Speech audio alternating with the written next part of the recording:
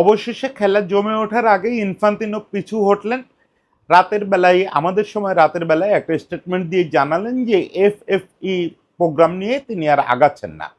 মানে ফিফার যে কমার্শিয়ালাইজেশনের কথা চলতেছিল, ফিফার সমস্ত লাভজনক অংশ, টিকিট বিক্রি, টেলিভিশন সম্প্রচার, স্বত্ব বিক্রি, এগুলোকে একটা কর্পোরেশনের আওতায় এনে সেই কর্পোরেশনটায় ব্যক্তিগত ইনভেস্টমেন্ট, বেসরকারি ইনভেস্টমেন্ট নেওয়ার যে প্ল্যান ছিল সেখান থেকে তারা সরে আসছেন। ফিফা সরে আসছে বা ইনফান্তিনো সরে আসছে। মূলত উয়েফার প্রচণ্ড বিরোধ, বয়কটের হুমকি এবং কনকাকাফের যে রিজেকশন, যে না আমরা সবাই না ভোট দেবো, এএফসির রিজেকশন, সব মিলাই ইনফান্তিনো এই খেলা থেকে সরে আসছেন। তিনি বলছেন যে আমি সবসময় চাইছি যে একমত হয়ে আমরা আগাবো, সেটা যেহেতু হতে পারি না, এই প্রস্তাব নিয়ে আমরা আর আগাবো না। কিন্তু ব্যাপারটা কি এত সরল আর থাকলো? এই যে কিছুদিন আগে পর্যন্ত মনে করা হচ্ছিল যে ইনফান্তিনো আগামী মার্চের ইলেকশনে দাঁড়ালেই পাশ করে যাবেন, চতুর্থবারের মতো দাঁড়ালেই পাশ করে যাবেন, কারণ তার তেমন কোনো প্রতিদ্বন্দ্বী নাই। ইতিমধ্যে প্রায় 100টা দেশ প্রকাশ্যে ইনফান্তিনোকে সমর্থন দিয়েছিল। এই বিশ্বকাপের আগের যে চিত্রটা, এটা কি আর থাকলো? না, থাকলো না। আমরা আজকে একটু আলোচনা করব যে আসলে এই এফএফই প্রোগ্রামটা কি ছিল, কেন এটার উদ্যোগ নেওয়া হয়েছিল, কেন এখান থেকে ইনফান্তিনো পিছু হটতে বাধ্য হলেন, এবং এই পিছু হটাটা আসলে ফিফার যে মেরুকরণ, ফিফার যে আগামী নির্বাচন, এই নির্বাচনকে কিভাবে প্রভাবিত করবে। দেখেন, আধুনিক যুগে ফিফা কখনোই দুর্নীতিমুক্ত ছিল বা খুব সাধু প্রতিষ্ঠান, এ দাবি করা যাবে না। সেই হ্যাভেলান্সের সময় থেকে আমরা তো দেখে আসতেছি, হ্যাভেলান্সের সময়ে, ব্লাটারের সময়ে, এটা সবসময়ে একটা ছোটোখাটো দুর্নীতিগ্রস্ত প্রতিষ্ঠান ছিল। কিন্তু হ্যাভেলান্সের সময়ে এটা ছিল ছোট্ট একটা মাফিয়া কর্পোরেশনের মতো। ব্লাটার এসে এটাকে একটা বৈশ্বিক দুর্নীতিগ্রস্ত প্রতিষ্ঠানে পরিণত করলেন।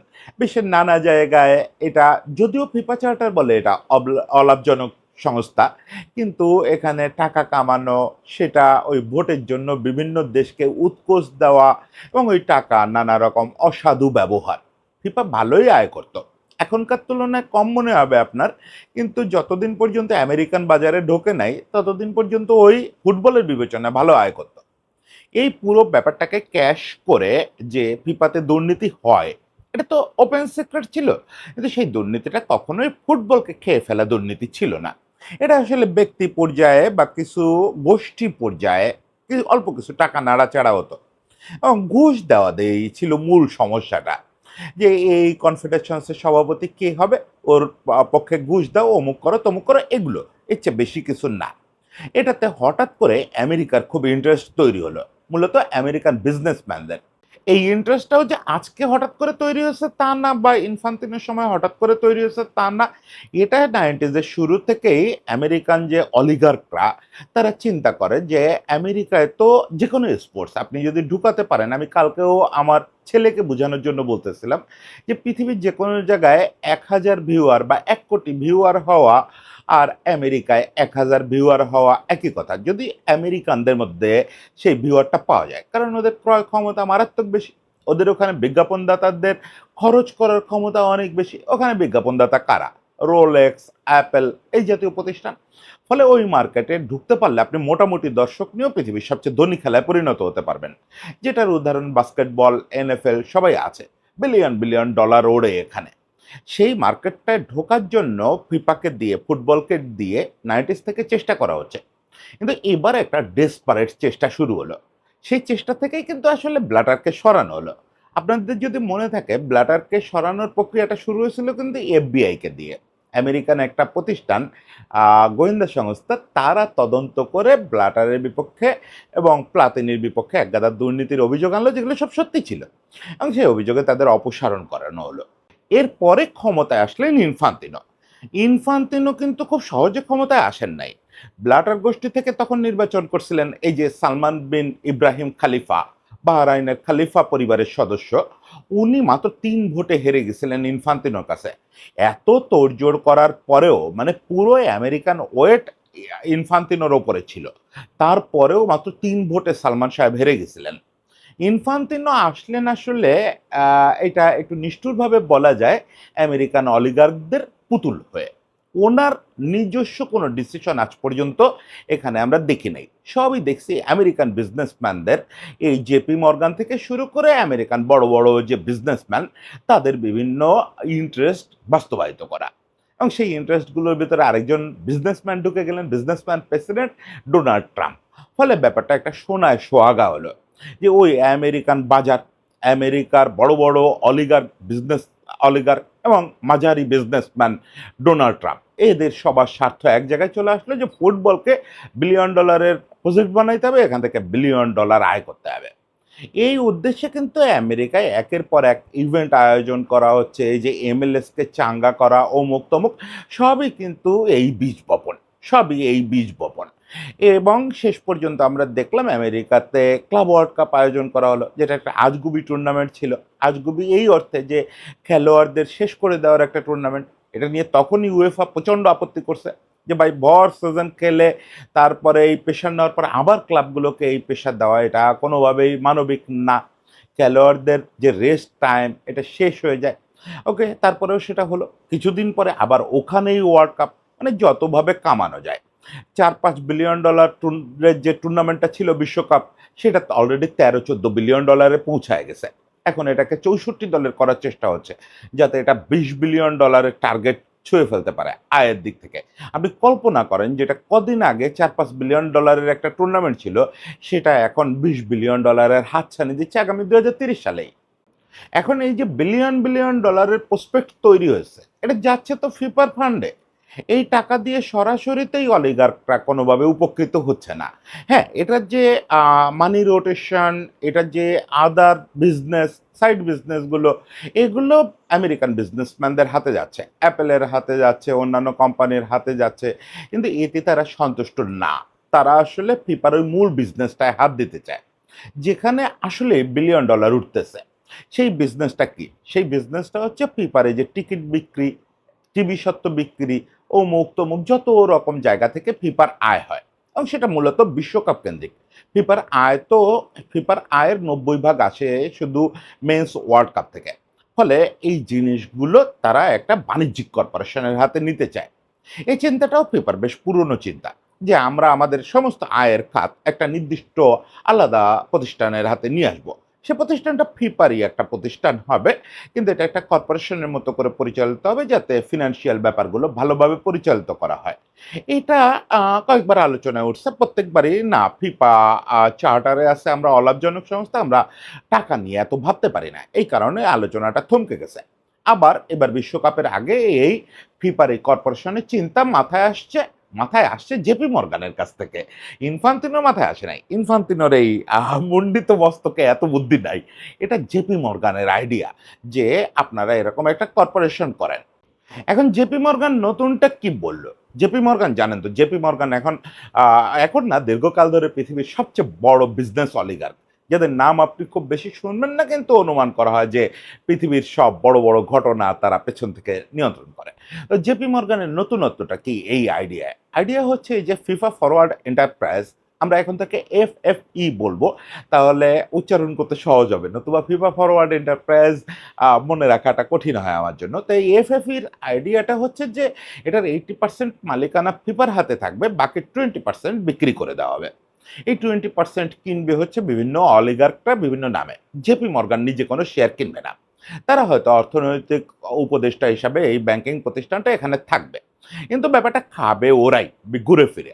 আপাতত সবচেয়ে বেশি শোনা যাচ্ছে এই 20% আবার সিংহভাগ কিনে নিবে কুশনার ফ্যামিলি, মানে জ্যারড কুশনার, ট্রাম্পের যে জামাই, ইভানকা ট্রাম্পের স্বামী, তার ছোট ভাই যে কুশনার, এই কুশনার হচ্ছে বড় অংশ কিনে নিবে। এছাড়া মিডল ইস্টের 1-2 জন ইনভেস্টরের কথা শোনা যাচ্ছে। মানে পুরো বিষয়টা একটা কর্পোরেশন হয়ে, সেই কর্পোরেশনই আসলে এই বিষয়গুলো নিয়ন্ত্রণ করবে।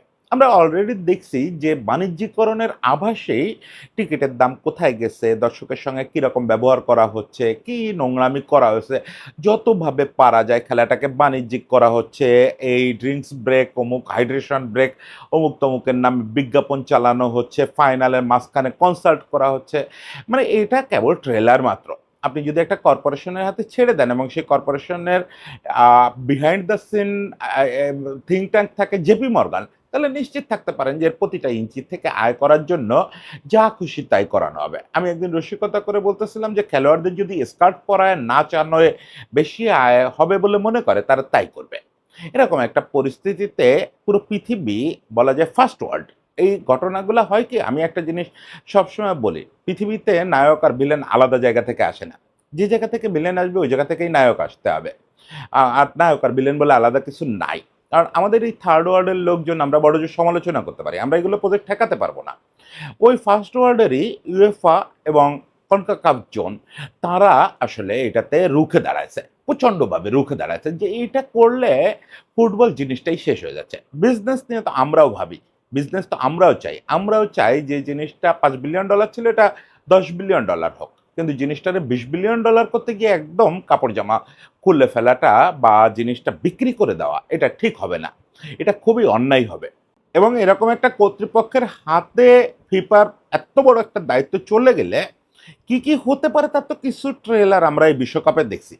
এই বিশ্বকাপে সব ষড়যন্ত্র তত্ত্ব বাদ দিয়েও বলা যায় প্রচুর অন্যায় অনিয়ম হচ্ছে, প্রচুর হচ্ছে। এই একজন নির্ধারিত রেফারিকে ঢুকতে দেওয়া হয় নাই, নানা অজুহাতে অমুক তমুক ইরানিদের সঙ্গে যাচ্ছে তাই ব্যবহার করা, একটা আমেরিকান খেলোয়াড়ের লাল কার্ড প্রত্যাহারের জন্য স্বয়ং ডোনাল্ড ট্রাম্পের ফোন করা। এর আগে আমরা দেখছি ডোনাল্ড ট্রাম্পকে একটা পুরস্কার বানায় ফিফা পিস প্রাইজ দেওয়া, এগুলো তো হয়েছে। উয়েফা প্রতিটা পদক্ষেপে প্রতিবাদ করছে, যেগুলা বর্ডার লাইন অতিক্রম করতেছে ফিফা বারবার।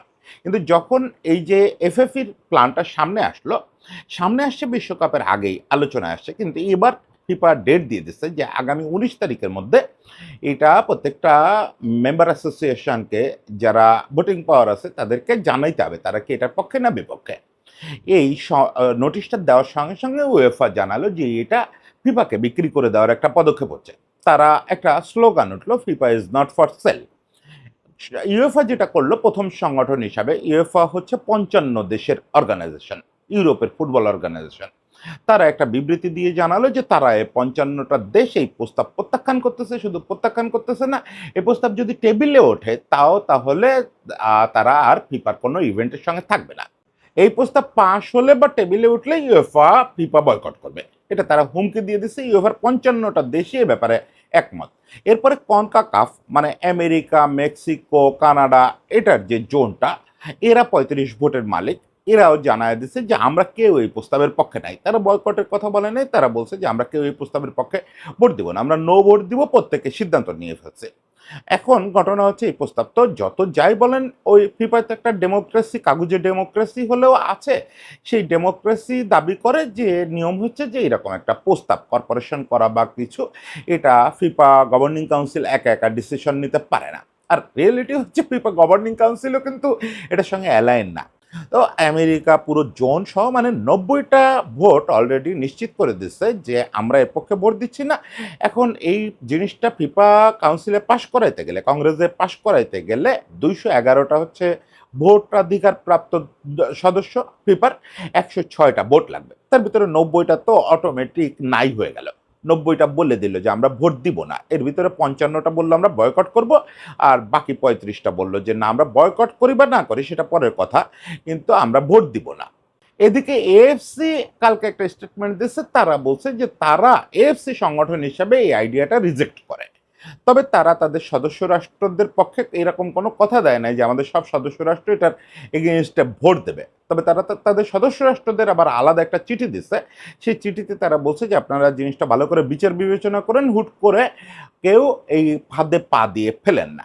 শেষ পর্যন্ত ইনফান্তিনোর হাতে যে পথটা ছিল সবচেয়ে ভালো, তার জন্য সবচেয়ে ভালো যে বের হয়ে যাওয়ার, পালা হয়ে যাওয়ার পথটা ছিল সেটা হচ্ছে যে ওই প্রস্তাবটা ছেড়ে ফেলা। যে না, এই অবস্থায় প্রস্তাব নিয়ে সামনে এগোলে আমার লুজ, আমার জেতার কোনো সুযোগ নাই। এবং তার তো আসলে ওই অলিগার্কদের একটা চাপ ছিল যে তুমি এখান থেকে পিছাতে পারবা না, যে কোনোভাবে হোক সে এটা কনভিন্স করতে পারছে, বা তারা নিশ্চিত হচ্ছে যে না, এই প্রস্তাব নিয়ে সামনে আগালে হয় ফিফা ভেঙে যাবে, নতুবা ফিফার ওপর আমাদের কর্তৃত্ব থাকবে না। ফলে ইনফান্তিনো এখান থেকে পিছু হটছেন। কিন্তু এই জিনিসটা কি ইনফান্তিনোকে বা এই অলিগার্কদের বাঁচাতে পারবে? আমার মনে হয় না। কারণ এটা তো ঠিক যে ইনফান্তিনো আসার পরে ফিফার রমরমা অবস্থা হচ্ছিল, প্রত্যেকে বাড়তি ফান্ড পাচ্ছিল, ওরকম ফোরকাস্ট হচ্ছিল আগামী বিশ্বকাপ যদি 64 দলের হয় প্রত্যেকটা দেশের ফান্ড বাড়বে। এমনকি এই যে এফএফির প্রোগ্রামটাও তো তাদের অনেক ফান্ড দেওয়ার কথা ছিল ছোট ছোট রাষ্ট্রগুলোকে, ছোট ছোট ফেডারেশনগুলোকে। ফলে একটা ধারণা করা হচ্ছিল, ধারণা কি 100টা দেশ সরাসরি বলে দিছিল যে আমরা ইনফান্তিনোকে সমর্থন দিচ্ছি। তো আপনার 211 দেশের মধ্যে যদি 100 দেশ সরাসরি সমর্থন দেয় তাহলে তো আসলে বিনা প্রতিদ্বন্দ্বিতায় নির্বাচিত হওয়ার মতো অবস্থা। কিন্তু ওই অবস্থাটা আর থাকলো না। আজকে ইনফান্তিনো যখন পিছু হটলো তখন দুটো জিনিস ঘটলো। একটা হচ্ছে পুরো বিশ্বের কাছে, পুরো ফুটবল বিশ্বের কাছে সিগন্যাল গেল যে এই লোক আগের মতো অপরাজেয় নাই, এই লোক আমাদেরকে আগের মতো করে আর আগায় দিতে পারবে না। দেখেন প্রতিটা মানুষ, এটা মানব চরিত্র, একই সঙ্গে প্রাতিষ্ঠানিক চরিত্র, তারা ক্ষমতার সঙ্গে থাকতে চায়, তারা কে জিতবে উইনারের সঙ্গে থাকতে চায়। তো সেই উইনারের সঙ্গে থাকার যে মানসিকতা, সেখান থেকে কয়েক ধাপ পিছায় গেলেন ইনফান্তিনো। তার পেছনে ওই যে নিঃশর্ত সমর্থন দেওয়া, ওই জিনিসটা কমে যাবে। এখন লোকেরা দেখবে তাকে হারালো কারা, তাকে হারালো ইউএফা, কনকাকাফ এবং এএফসি, এদের একটা যৌথ সমর্থন। সেখানে লিডারশিপটা কার হাতে ছিল? সেই সালমানের হাতে ছিল। যে সালমান ওই যে নির্বাচনে 3 ভোটে হেরে গেছিলেন 2016 সালের নির্বাচনে, সেই সালমানের আবার উত্থান ঘটলো এই ঘটনাটার ভেতর দিয়ে। এখন যদি সালমান আর খালেফি একদিকে থাকেন তাহলে যেটা ঘটনাটা ঘটবে যে এই আগামী নির্বাচনটা একতরফা থাকবে না, এটা নিশ্চিত করে বলা যায়। এবং সেখানে ইনফান্তিনোর সাম্রাজ্য শেষ হওয়ার সম্ভাবনাই বেশি। কারণ ইনফান্তিনোর মূল যে জোটটা ছিল সেই জোটটা তো সর্বোচ্চটা সে এবার দেখালো। তার যে আমেরিকান বিজনেসম্যানদের পাওয়ার, অলিগার্কদের পাওয়ার, রাজনৈতিক ক্ষমতা, খোদ ট্রাম্প তাকে ভবিষ্যৎ জাতিসংঘ প্রেসিডেন্ট হিসাবে সুপারিশ করে, সে হোক ফান করে করুক, ওই রকম প্রবল প্যাট্রন এবং পাওয়ার থাকার পরেও যে লোক এইখান থেকে পালাতে বাধ্য হয় সেই লোককে ভোটাররা আর ভোট দিতে চায় না, তারা নতুন লিডারশিপ দেখতে চাইবে। এখন সেই নতুন লিডারশিপটার জায়গায় সালমান নিজেকে একটা শক্ত জায়গায় পৌঁছায় নিলেন। হ্যাঁ, তার প্রতিদ্বন্দ্বী থাকবে, এখনো আছে, যেমন ইউরোপের অংশটা চাচ্ছে নাসের আল খেলাফিকে প্রতিদ্বন্দ্বী হিসাবে। সে নাসের আল খেলাফি নিজে আগ্রহী না। আবার মেক্সিকো থেকে প্রতিদ্বন্দ্বী হওয়ার সম্ভাবনা আছে একজনের। ইনফ্যাক্ট সালমানই গত 1 সপ্তাহ আগে তেমন আলোচনায় ছিলেন না। কিন্তু মোটামুটি নিশ্চিত করে বলা যায় যে এরা যেহেতু সবাই এক হয়ে ইনফান্তিনোরে এই সবচেয়ে বড় কেসটায় হারালো, এরা যদি সবাই এক হয়ে একজন প্রার্থী দেয় এবং সেটা যদি সালমানই হন, সালমান হলে সুবিধা যেটা যে এই মিডল ইস্টের ফিনান্স এবং এই এএফসির যে ভোট ব্যাংক, আবার ইউএফআর ভোট ব্যাংক, কনকাকাফের ভোট ব্যাংক, এগুলো সব ইউজ করা যাবে। তো এটা যদি হয় তাহলে আমার মনে হয় এই পরাজয়টা, এই যে পালানোটা ইনফান্তিনোর, শুধু এই পালানোতে শেষ হচ্ছে না, এটা ফিফার স্ট্রাকচারাল একটা চেঞ্জ আনবে এবং ফিফাতে ইনফান্তিনো অধ্যায়টাকেও শেষ করে দিবে। এখন দেখা যাক, গেমটা আমরা দেখতেছি শেষ হলো, আসলে গেমটা হয়তো মাত্র শুরু হলো। সবার জন্য শুভেচ্ছা।